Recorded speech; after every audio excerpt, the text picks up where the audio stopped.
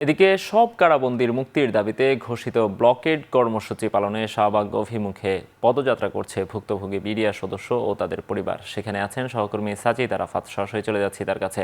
সাজিদ, পদযাত্রা কি শুরু হয়েছে?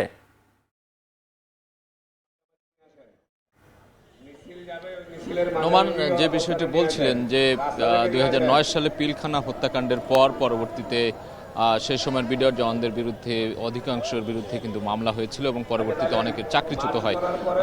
দীর্ঘদিন পর তারা তাদের চাকরিতে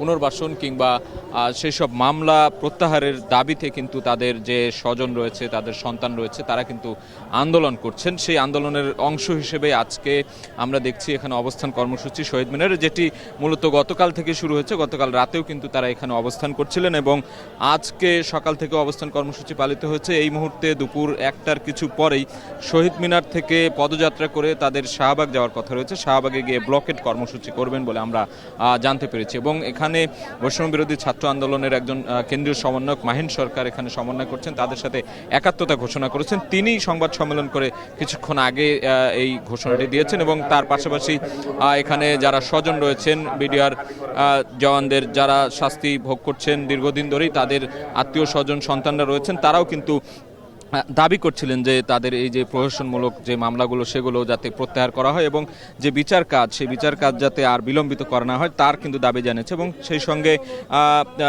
প্রধান উপদেষ্টা সহ যে স্বরাষ্ট্র উপদেষ্টা এবং আইন উপদেষ্টার দৃষ্টি আকর্ষণ করেছে তারা বলছে যে বিচার কাজ কোথায় হবে দ্রুত সেটি করার। এবং একটি বিষয় জানিয়ে রাখি যে কেরানীগঞ্জে বিচার কাজ শুরু হওয়ার কথা থাকলেও পরবর্তীতে আলিয়া মাদ্রাসায় সেটি স্থানান্তর করা হয় এবং সেখানেও একটি প্রহসনমূলক ঘটনা ঘটানো হচ্ছে বলে অভিযোগ করছেন তারা। এবং দ্রুততার সহিত এই যে বিচার কাজ যেটি রয়েছে, বিস্ফোরক মামলার যে বিষয়গুলো রয়েছে সেগুলো যাতে দ্রুতই নিষ্পত্তি করা হয় এবং তারা যাতে ন্যায় বিচার পান, সেই দাবিগুলোই কিন্তু তারা করছেন। এবং সেই দাবিতেই আর কিছুক্ষণ পর আমরা দেখছি শহীদ মিনার প্রাঙ্গণে তারা জমায়েত হয়েছেন।